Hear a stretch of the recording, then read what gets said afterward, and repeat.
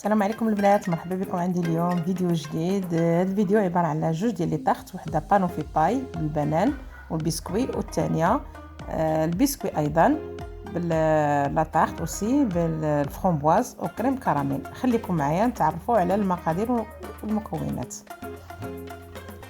انا هنا غنوجد جوج في واحد، عندي جوج ديال لي طاختات ونفس الوقت عندي لاباط وحده. هذا علاش هاد المكونات كيجيو سريعين بزاف واقتصاديين.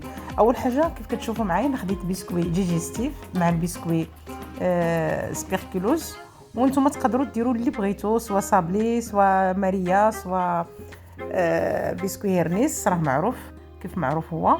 هنا انا حطيت 4 معالق ديال السكر سنيده، حطيت نص معلقه ديال القرفه حامضه محكوكه القشره ديالها، كاس عندي ديال الزبده خليتها شويه ولات نوازيت، وغنخلطها مزيان مزيان مزيان مزيان.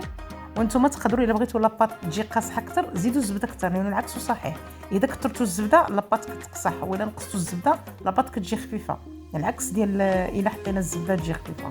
الوغ انا هنا ما حطيتش الزبده بزاف، بغيت تجي لاباط شويه خفيفه، ولكن انا ننصحكم ديروا الزبده بزايد. الناس اللي ما كيتبعوش الحاميه يكثروا الزبده باش تجي لاباط قاصحه فريمون. صافي هنايا راه حطيت الزبده وهذاك المكونات كلهم في البسكوي ديالي. خديت الفورمه ديال واحد طويل وواحد مدور، وغادا ناخذ الفورمه ديالهم مزيان وغندخلهم الفران. هنايا الفران كتردوا البال لانه شنو بغيت انا، خصني غير البسكوي يتخلط مزيان مع الزبده ويتبدل اللون ديالو. ملي تشوفي لاباط بدات كتحمر لك صافي تقريبا كتاخذ لك واحد 10 ديال الدقائق. انا هنا غنوجد الكريم كراميل اللي غندير فيه بانو في باي. كديروا كاس كبير ديال السنيده، باش كديروا كريمو بورسالين كاس كبير ديال السنيده حتى كيذوب تماما، كتبقاو تحركوه مره مره، ومن بعد كتزيدوا فيه داك لا كريم فريش والملحه في لوغ دو سال، ولا كريم فريش تقريبا واحد نص كاس ديال العنبه ديال لا كريم فريش، وصافي. ومن بعد كتزيدوا واحد شويه ديال الكركاع باش كتجيك ديك التقرميله ديالو.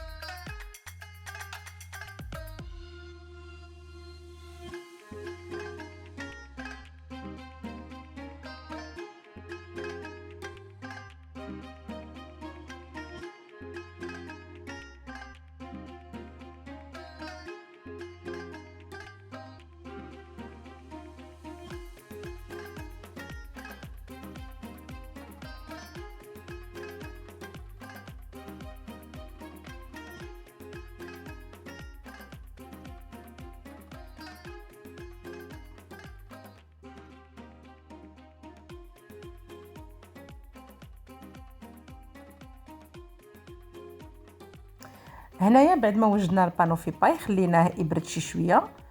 من بعد غنمشي نصاوب لاباط ديال الفرomboise ديال لاطخ ديال الفرomboise. هنا انا حطيت واحد كاس قل ربع ديال كاس عفوا ديال بودر داموند ولا اللوز، كنسلقوه ونقشروه ونطحنوه.